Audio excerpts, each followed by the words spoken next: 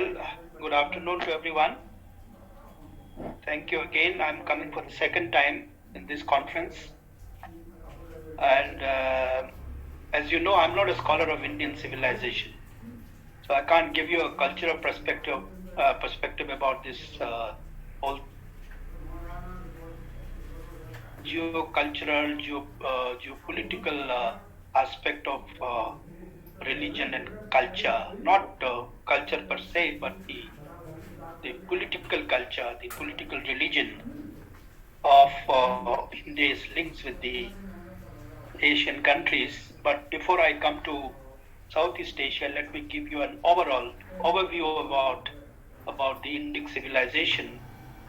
And I would say that this Himalaya to Hind Mahasagar could be termed as a Sanskritic cosmopolitan. It's a world of Sanskrit. You go anywhere, you find the generic Sanskrit coming out from Polynesia to Madagascar to Mauritius to Java, Sumatra, anywhere you go.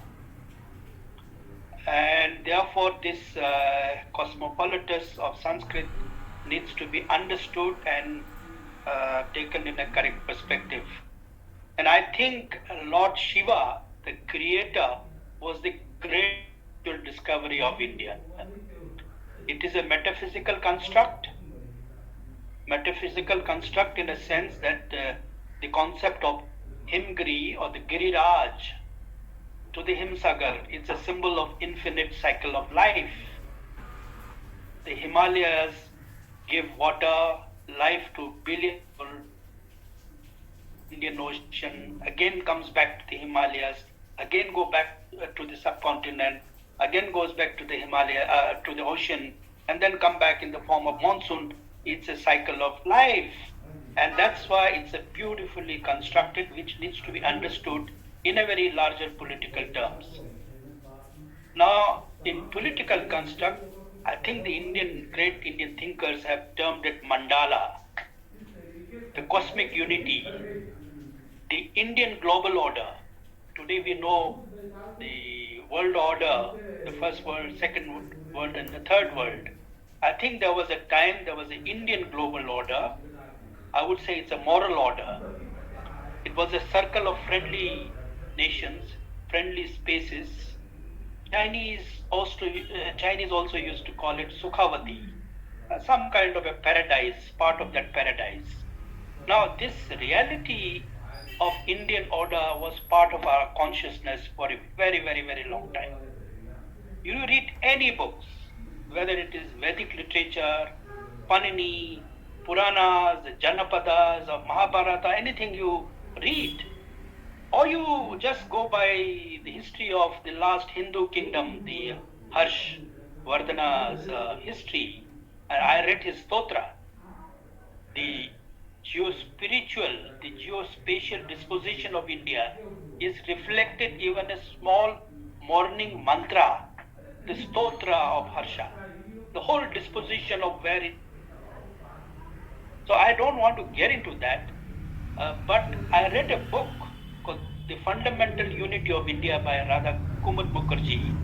Some 150 years ago, it was published by Bharatiya Vidya Bhavan reprinted in 1912 or something. But that gives you a very concise story about what makes India and its world. I think everybody must read it, The Fundamentals Unity of India. From a geographical, from historical, from mythological, from every point of view, this is an absolute brilliant book, and I think I would recommend. But the question is, how much do we know about this Sanskritic world? We were the Mughal के गुलाम थे हम तो, और अंग्रेज के पुत्र हो गए. So even today, unfortunately, irony is that I talk to my own countrymen about my own culture in a language of a foreign country. This is the irony. I don't know, I'm a hypocrite. I'm talking about my culture to my own people and not in my language. This is the irony of modern India. I don't know what can we do, year after year, we discuss about this issue, but I don't see any impact.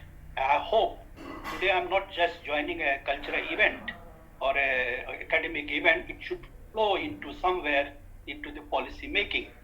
How much do we know about Uttarapada or Mahagandhara? You know, Gandhara is a Sanskrit term. The Gandha, perfume, could spell. The Gandhari, find in Rig Veda or Mahabharata. Kapisa. Kapisa is today the American base in Afghanistan, Bagram Air Base. In the capital, Pushkalavati, from the Greek period in Afghanistan. Today it is called Charsada.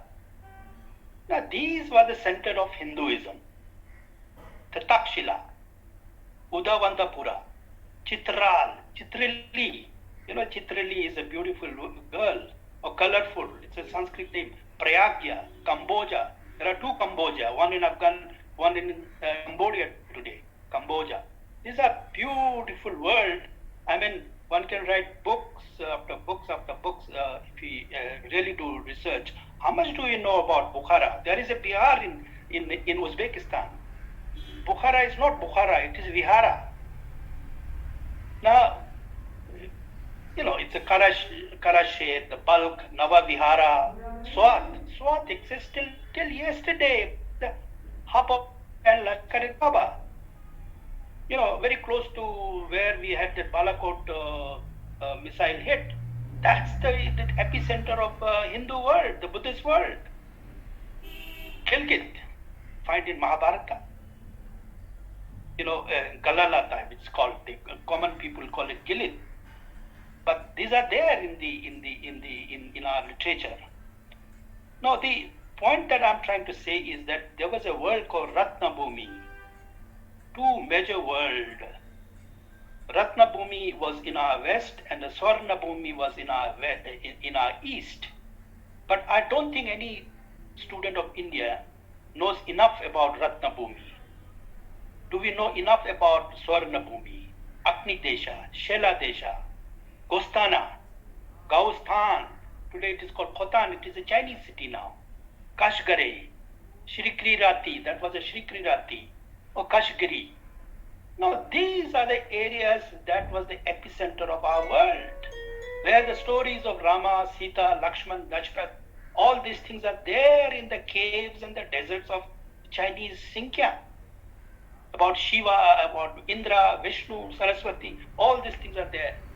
Rulers of this, the whole area was called Uttaraguru, where the Nandin dynasty, I don't know, I have never read much about Nandin dynasty in the history texts in my school and colleges. Surendra Ditya Nandin, then we had Jaya Mangala, Vikramaditya Nandin.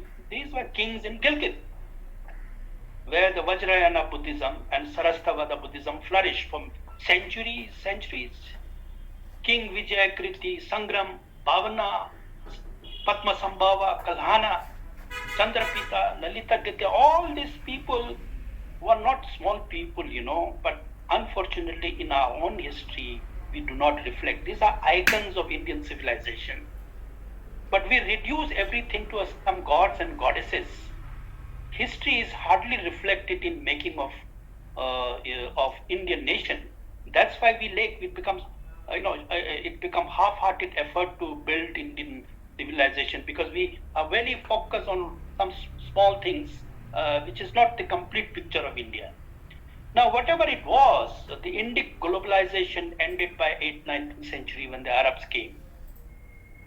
Entire Hinduism and Buddhism was wiped out from Uttarapad. Ratnabhumi does not exist even in our consciousness today in the West and Central Asia. The Arabs came in the 8th, 9th century, completely destroyed. But how much do we know about Swarnabhumi? That is the continental mass of Southeast Asia. I would call it Greater India. But here again, we are so obsessed with the West, we refuse to learn anything about the East or Southeast. Singapore itself is a Singapura, Lion City, Sumatra, Cambodia, Java. All these things are so important, but we do not care. We try to send our children to schools and colleges which teaches Oxford, vocabulary. These are Eastern vocabulary, our vocabulary, Nalanda vocabulary, Vikramshila vocabulary, Takshashila vocabulary, but these are not part of our life today.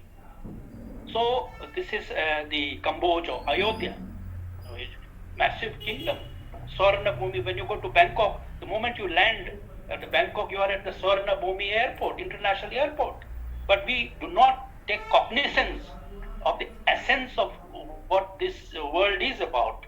So all this Hindu civilization or Buddhist civilization in Southeast, they are part of the political structure.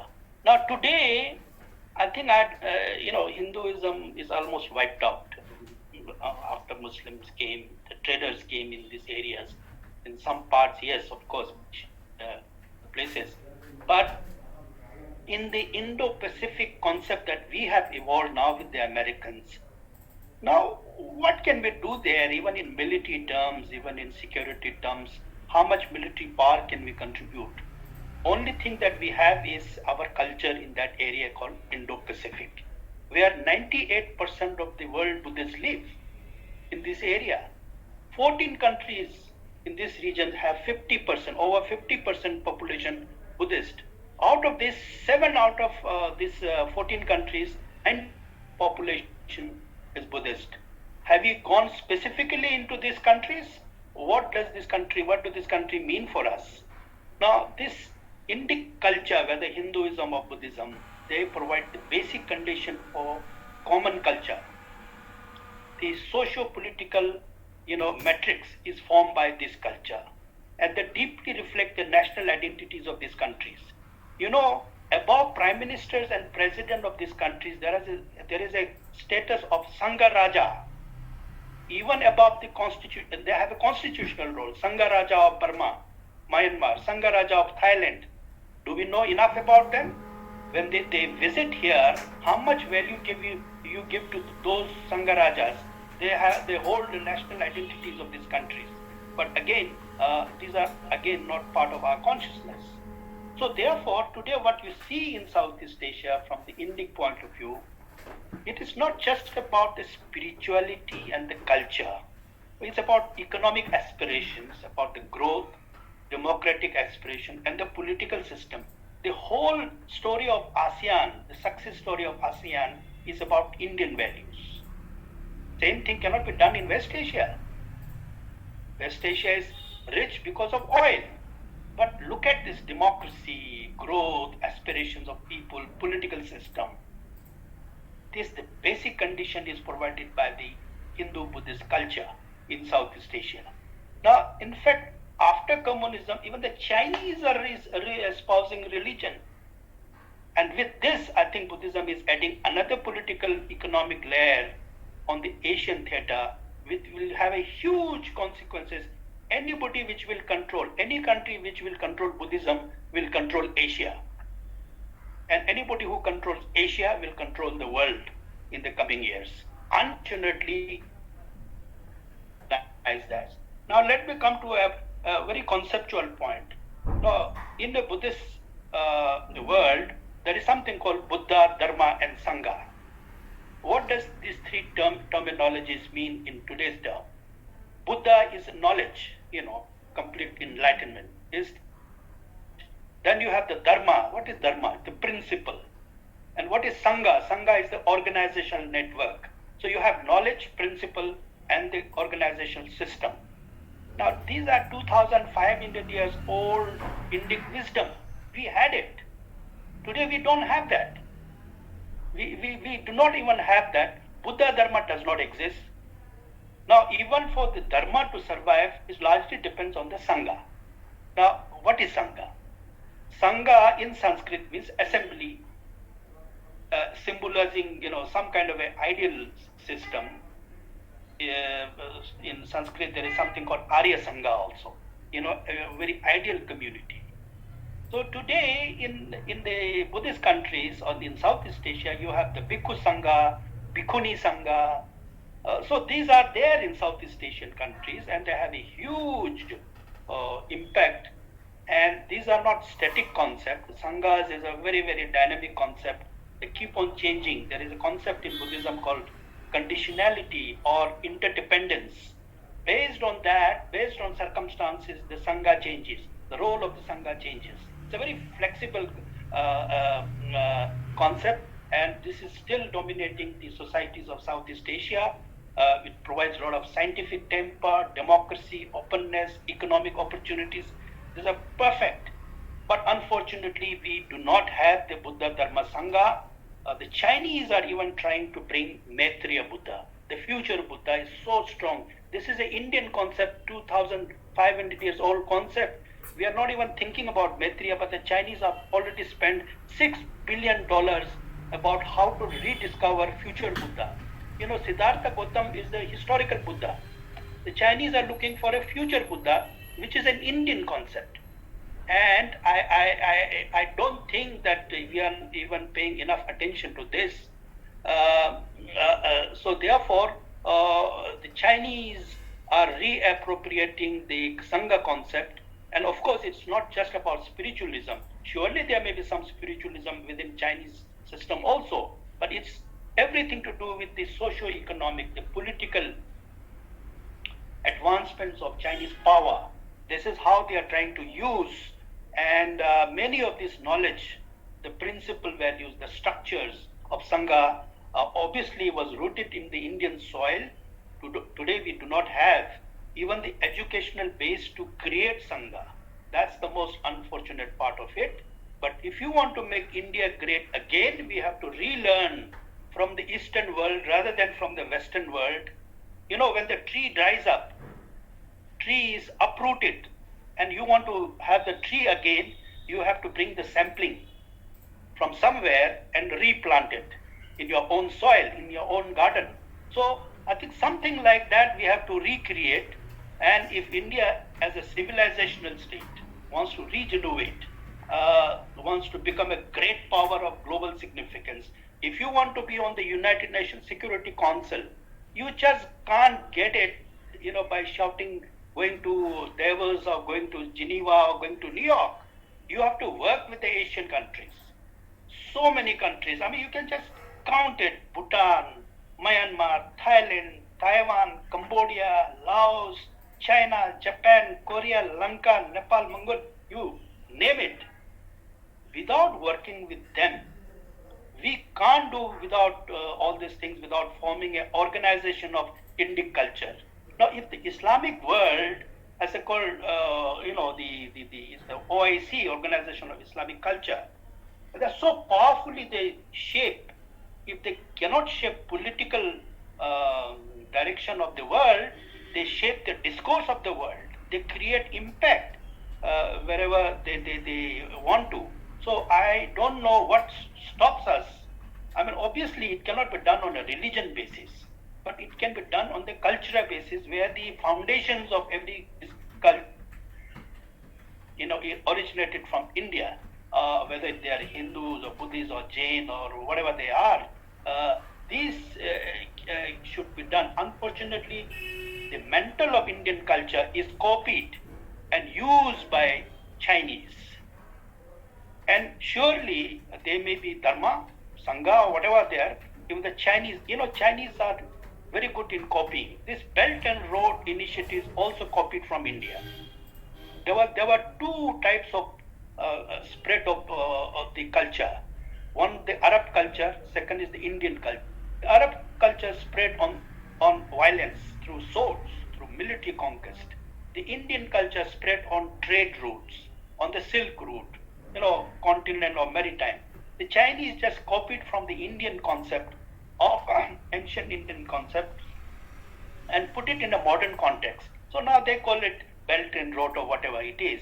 But I really don't know. Therefore, decoupling is not easy. In the recent years, because of the border standoff in Ladakh, we have banned all the Chinese apps and boycotted their goods and all this thing. But there is a limit to what you can do. How can you decouple with their culture? More than 2,000 Indian gods and goddesses are translated into Chinese. How do you decouple with them? It's not possible. And therefore, it is in their mythology, it is in their history, it is their culture, it is their folk tales. All these things are there. Now, obviously, nobody wants to be comfortable with the Chinese Communist Party. But if our mission is to convert 1 billion Chinese into Hinduism or Buddhism again, that should be the fundamental policy thinking of India. This is where we have to go, but for that, the fundamental basis of our policy making needs to be shifted. Today, even if you look at the Afghan policy is what? To build some road, to give some medicine, to give some vaccine, to make some buildings or parliamentary biddings, or to defeat the Taliban, do something against Pakistan. That's a very mundane way of policy making. What is the genesis of your policy making? The genesis of your policy making is that 7,000 years ago, this was part of your consciousness. This was part of India, the Indic culture. If that philosophy is there in our mind, in the framework, then everything can flow into that. But that's not our goal. So it's a very superficial policy system we have, but we are far away. Obviously, our economic power is not that strong to think in that direction. But at least in policy terms, in the thinking terms, in intellectual terms, it is necessary that we must think in direction. And I congratulate this organizer of this conference to make it a little bit more sharper, so that it goes into the making, policy making, in our thinking to the policy makers. I read a couple of articles recently in an Express. Surely even our policy makers are very shallow in understanding about Indian civilization, the fundamental parameters of Indian state, Indian nation, Indian civilization. Unless that happens, I think coming every year on your thing becomes a little bit, what do we do? I just give you a lecture. But whole idea is to bring consciousness. Problem is not in Southeast Asia. Problem it is in our country. How many people know what I have said today? That nobody knows about their own ancient places. You have to educate our own people first. Only then, Southeast Asia, they are still living. Hinduism or Buddhism, it is still a living culture, living civilization in Southeast Asia. Central Asia is dead, absolutely dead. There is nothing now. After Buddhism, then came so many other things. Then Islam came. Then the communism came. Today, there's nothing else. West Asia is another theater. So I'll end here. If you have any question, you must.